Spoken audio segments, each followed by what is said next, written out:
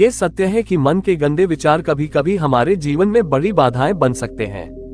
ये विचार हमारी मानसिक शांति, कार्यक्षमता और जीवन की गुणवत्ता को प्रभावित कर सकते हैं। हालांकि अच्छी खबर यह है कि इन विचारों को नियंत्रित करना और सकारात्मक दिशा में मोड़ना न केवल संभव है, बल्कि आवश्यक भी है। यदि आपको ये जानकारी उपयोगी लगे तो कृपया हमारे चैनल को लाइक करें और सब्सक्राइब जरूर करें।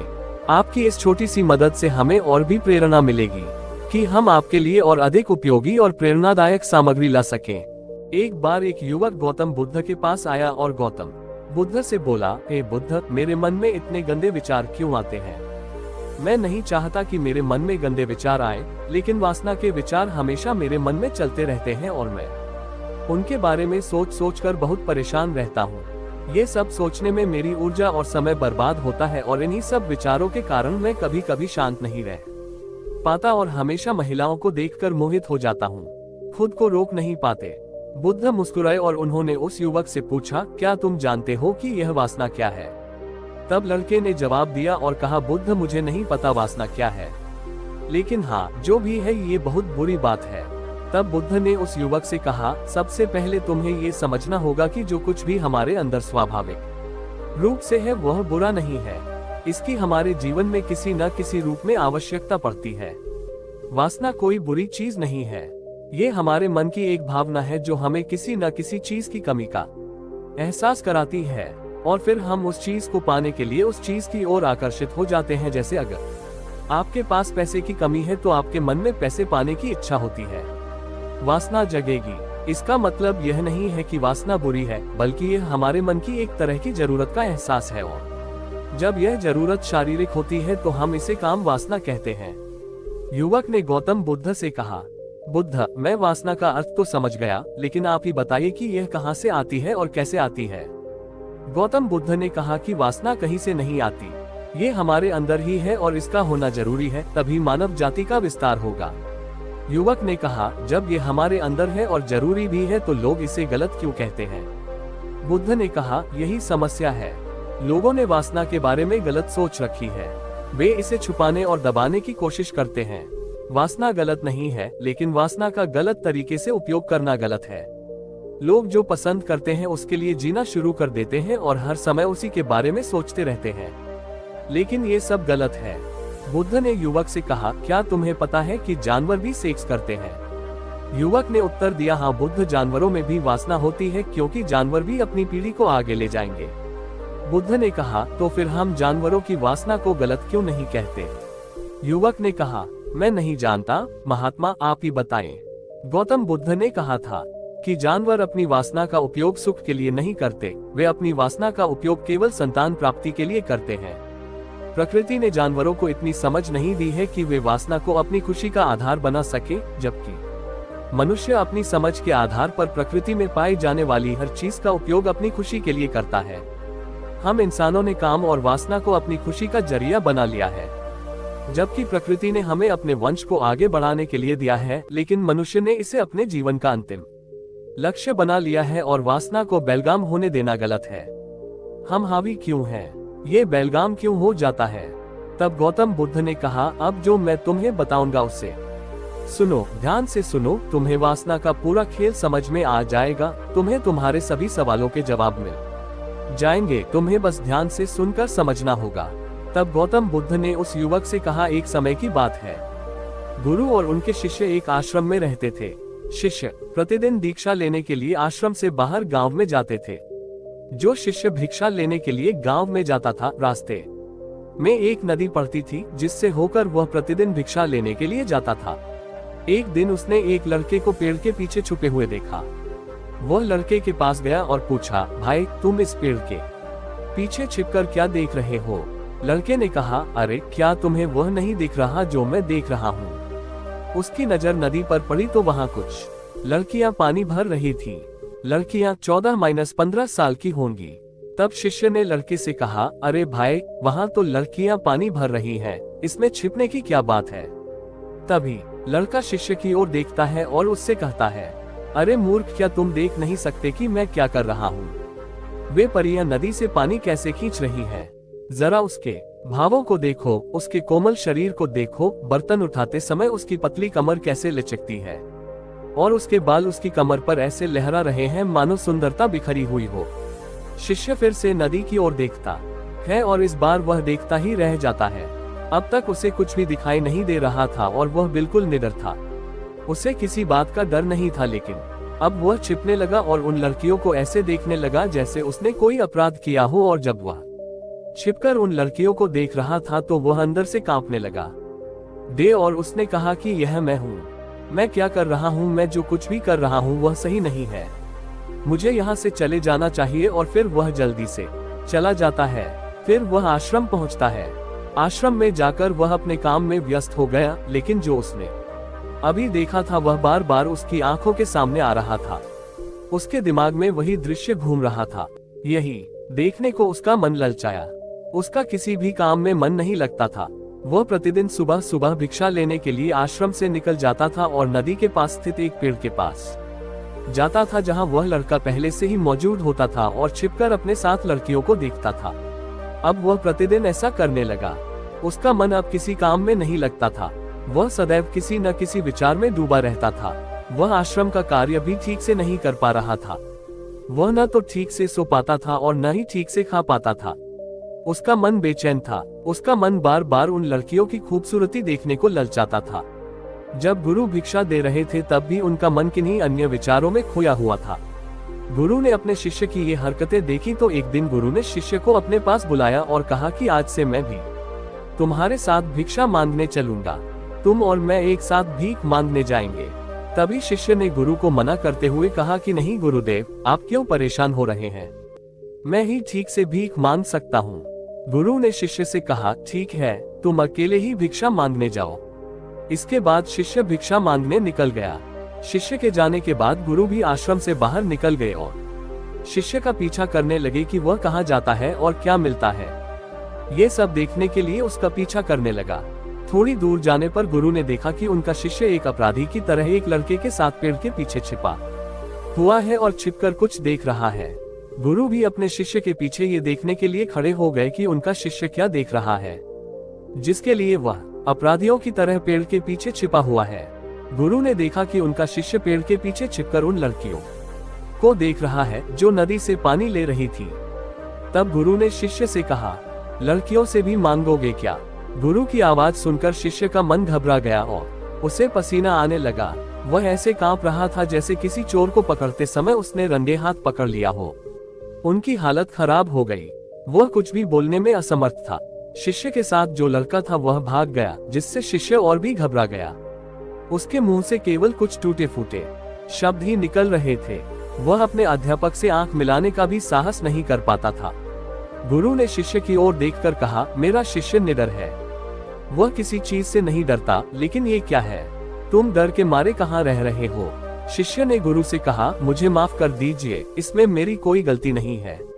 उस आदमी ने मुझे धोखा दिया, लेकिन मैं तुमसे वादा करता हूँ कि आज के बाद मैं ऐसा दोबारा कभी नहीं करूँगा। क्षमा चाहता हूँ। गुरुदेव ने कहा कि कोई बात नहीं, लेकिन तुम्हें ये ध्यान रखना चाहिए कि हम जैसी संगति करते हैं हमें वैसा ही फल मिलता है। जैसे जैसे हम संगति करते हैं उनके विचार हम में प्रवेश करते हैं। इसलिए अच्छी संगति रखें ताकि अच्छे विचार आप में प्रवेश करें। फिर गुरु और शिष्य आश्रम लौट आए और फिर से आश्रम के काम पर ध्यान देने लगे। वह उस रास्ते को छोड़कर दूसरे रास्ते से जाने लगा। वह अपना कार्य सावधानी से करता था, लेकिन धीरे धीरे उसके अंदर क्रोध उत्पन्न हो गया और फिर वह अन्य शिष्यों पर क्रोध करने लगा और बेचैन रहने लगा। अब वह ठीक समय पर भोजन भी नहीं करता था। वह खाना भी बहुत कम खाते थे। एक रात गुरु शिष्य के पास आए और उससे बोले कि तुमने मुझसे वादा किया था कि तुम अपने मन को वश में रखोगे। आपने अब तक कितनी बार अपना वादा तोड़ा है? ये सुनकर शिष्य अपने गुरु के चरणों में गिर पड़ा और रोने लगा। उसने रोते हुए गुरु से कहा कि गुरुदेव, मैं कई बार अपना वादा तोड़ चुका हूँ, फिर वादा करता हूँ, लेकिन हर बार मैं अपना वादा तोड़ देता हूँ। ये बिल्कुल भी मेरे वश में नहीं है। मैं अपने मन से सभी बुरे विचारों को बाहर निकालने की बहुत कोशिश करता हूँ, लेकिन चाहकर भी मैं ऐसा नहीं कर पाता। तब गुरु ने शिष्य से कहा, मेरे साथ आओ। गुरु शिष्य को आश्रम के बगीचे में ले गए और शिष्य से कहा, देखो, यहाँ कुछ नाले हैं जिनसे होकर नदी का पानी इन पौधों में आ रहा है और यह पानी लगातार बह रहा है। क्या आप इस पानी का बहाव रोक सकते हैं? शिष्य ने कहा, हाँ गुरुदेव, मैं इस प्रवाह को रोक सकता हूँ। तब शिष्य ने मिट्टी उठाकर उस नाले के किनारे डाल दी। वह पानी थोड़ी देर के लिए रुका और फिर थोड़ी देर बाद उस रेत के ऊपर से पानी आने लगा। गुरु ने शिष्य से कहा, ये क्या है? ये पानी रुका ही नहीं। उसने फिर कुछ कंकड़ उठाए और नाली में फेंक दिए और फिर पानी थोड़ी देर के लिए रुक गया। लेकिन फिर कुछ देर बाद उन कंकड़ पत्थरों के ऊपर से पानी निकलने लगा। गुरु ने कहा, शिष्य क्या हुआ? पानी फिर आ गया है। आप कह रहे थे कि रोकेंगे। क्या हम किसी चीज को पूरी तरह से रोक सकते हैं? तब शिष्य ने कहा, कोई बात नहीं गुरुदेव, मैं इसे रोक दूंगा पानी और तुम्हें दिखाऊंगा। फिर वह एक बड़ा पत्थर लाया और नाली पर रख दिया। पानी रुक गया। तब शिष्य ने गुरु से कहा, देखिए गुरुदेव, मैंने कहा था कि मैं पानी रोकूंगा। मैंने पानी रोककर दिखाया। मैंने आपकी बात पूरी कर दी। गुरु मुस्कुराए और बोले, अच्छा, ध्यान से देखो, पानी रुक गया है। क्या ये पीछे नाली को तोड़कर बाहर आ गया है और अगल बगल से बह रहा है? और ध्यान से देखिए, यह इस पत्थर के सामने भी आ गया है और यह पानी अपना रास्ता बदलकर फिर से आगे की ओर बह जाएगा। फिर कुछ देर बाद वही हुआ। तब गुरु ने शिष्य को समझाया, आपके साथ भी ऐसा ही हो रहा है। आप बार बार प्रयास कर रहे हैं और अधिक प्रयास कर रहे हैं, लेकिन हर बार आपका प्रयास टूट रहा है और टूटता ही रहेगा। यह पत्थर तुम्हारा पुरुषार्थ है और यह जल तुम्हारा विचार है। चाहे आप कितना भी बड़ा पत्थर रख दो, पानी अपना रास्ता ढूंढ ही लेगा। ये देखकर शिष्य ने पूछा, हे गुरुदेव, क्या कोई रास्ता नहीं है जिससे मैं गंदे विचारों से बाहर निकल सकूं? गुरु ने कहा, एक रास्ता है। यह पानी जिस नदी से आ रहा है, आप केवल वहां से इस पानी का मार्ग बदल सकते हैं। गुरु शिष्य को एक नदी के पास ले गए जहां से पानी उस बगीचे में आ रहा था। गुरु ने शिष्य से कहा, इस नदी से पानी जा रहा है जहां से बगीचे में पानी जा रहा है। अगर हम उसका रास्ता रोक दे तो क्या हम पानी नहीं रोक सकते? शिष्य ने कहा, हाँ गुरुदेव, ऐसा अवश्य हो सकता है। मैं यहाँ से इस पानी को बंद कर देता हूँ। फिर सामने नाली में पानी नहीं जाएगा और फिर बगीचे में पानी नहीं जाएगा। तब गुरु ने कहा, शिष्य, यदि बगीचे में पानी ही नहीं रहेगा तो पेड़ पौधों को पानी कहाँ से मिलेगा? उन पेड़ पौधों को पानी की जरूरत होती है। तब शिष्य ने सोचा और कहा, ये बात मेरे दिमाग में कभी नहीं आई। इस पानी का बगीचे में जाना भी जरूरी है। गुरु ने कहा, और उनमें से कुछ पेड़ पौधे ऐसे भी हैं जिन्हें रोजाना पानी की जरूरत होती है। वे सूख कर मर जाएंगे, हमें पानी खोलना पड़ेगा। गुरु की बात सुनकर शिष्य ने पानी के लिए रास्ता खोला तो गुरु ने पूछा, यदि हम इस नदी का सारा पानी बगीचे की ओर मोड़ दें तो क्या होगा? शिष्य ने उत्तर दिया, गुरुदेव, वहाँ जीत हासिल करने के लिए पेड़ पौधे हैं। वे सब पिघल जाएंगे और कुछ भी नहीं बचेगा। गुरु मुस्कुराए और बोले, आप ये समझिए, हमें कुछ भी रोकना नहीं है, बस हमेशा संतुलन बनाए रखना है। पौधे कम पानी से नष्ट हो जाते हैं तथा पौधे अधिक पानी से भी नष्ट हो जाते हैं। हमारा जीवन संतुलन पर चलता है। गुरु ने शिष्य से कहा, अगर मैं तुम्हें आम के बारे में कुछ ऐसा बताऊं जो तुम्हें नहीं सोचना चाहिए, तो तुम्हारे दिमाग में सबसे पहले किसकी तस्वीर आएगी? गुरु ने कहा, जब हम अशुद्ध विचारों को बलपूर्वक रोकने का प्रयास करते हैं तो वे और अधिक मजबूती से हमारे अंदर प्रवेश कर जाते हैं। इसलिए हमें कभी भी उन्हें दबाने की कोशिश नहीं करनी चाहिए। तब गुरु ने शिष्य से कहा, बुरे लोगों की संगति के कारण भी हमारे मन में गंदे विचार आते हैं। कई बार कामुकता हमारे अंदर नहीं होती, लेकिन कुछ अश्लील लोगों के साथ रहने के कारण वह हम पर हावी हो जाती है। तब शिष्य ने कहा, गुरुदेव, आप सही कह रहे हैं, मैं रास्ता भटक गया था। तब वह शिष्य उस रात बहुत शांति से सोया। सुबह उसने अपना काम पूरे मन से किया और फिर सुबह वह भिक्षा लेने के लिए उसी रास्ते से चला गया जहां वह लड़का अभी भी पेड़ के पीछे छिपकर उन लड़कियों को देख रहा था। शिष्य उसे नदी पर ले गया जहां लड़कियां पानी भर रही थीं। उन्होंने उन लड़कियों से पानी मांगा और उनमें से एक लड़की ने उन्हें पानी दिया और शिष्य के पैर छुए। शिष्य ने उन्हें आशीर्वाद दिया कि आप स्वस्थ रहें ताकि मानसिकता सकारात्मक ऊर्जा से भर जाए। उसके चेहरे पर ऐसी मुस्कान आ गई मानो उसे कोई खोई हुई चीज वापस मिल गई हो। वह अपने रास्ते पर वापस जाने लगा। तभी पेड़ के पीछे छिपा लड़का पीछे से आया। वह शिष्य के पास आया और बोला कि क्या बात है, आज आपने करीब से देखा है, तुम तो मुझसे भी आगे निकल गए। तब शिष्य ने कहा, हम हमेशा दूसरों को देखने में लगे रहते हैं। किसी ऐसे व्यक्ति को बताएं जो आपको पसंद हो। अगर वह भी तुम्हें पसंद करती है तो शादी कर लो और उससे पहले तुम कुछ बन जाओ। अपने आप को पहचाने, इस तरह अपना समय बर्बाद न करें। फिर वह लड़का उस शिष्य से रोज मिलने लगा। और उसने उस लड़के को नदी पर न जाने के लिए प्रेरित किया और फिर वह लड़का अपने जीवन में कुछ बनने के लिए संघर्ष करने लगा। तो देखा आपने संगति का असर क्या होता है। अपनी संगति बदलो, अपने विचार बदलो। गुरु ने शिष्य से पूछा, क्या तुम्हें तुम्हारे सभी प्रश्नों के उत्तर मिल गए? तब शिष्य ने कहा, हाँ महात्मा जी धन्यवाद। तब गुरु ने शिष्य से कहा कि जब तुम्हारे मन में गंदे विचार आए तो खुद को दोषी मत मानना। ये शरीर है और यह सब इसने हजारों वर्षों से सीखा है।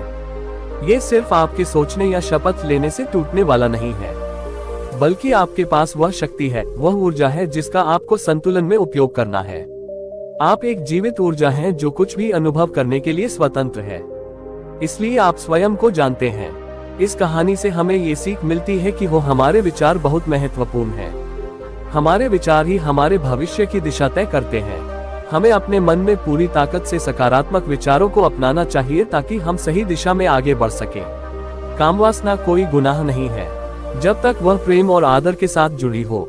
इच्छाएं तब तक बुरी नहीं होती जब तक आप उनके गुलाम नहीं बनते। संयमित कामवासना जीवन का हिस्सा है और उसका सही नियंत्रण ही जीवन का सार है। प्रेम और वासना के बीच संतुलन ही एक सच्चे और मजबूत रिश्ते की नींव है। जब कामवासना पर संयम रखा जाए तो वह एक रचनात्मक शक्ति बन जाती है। तो दोस्तों, अगर आपको यह वीडियो अच्छी लगी हो तो कृपया हमारे चैनल को लाइक और सब्सक्राइब जरूर करें। अपना प्यार और समर्थन दिखाएं और हमारे चैनल को सब्सक्राइब जरूर कर लें। धन्यवाद।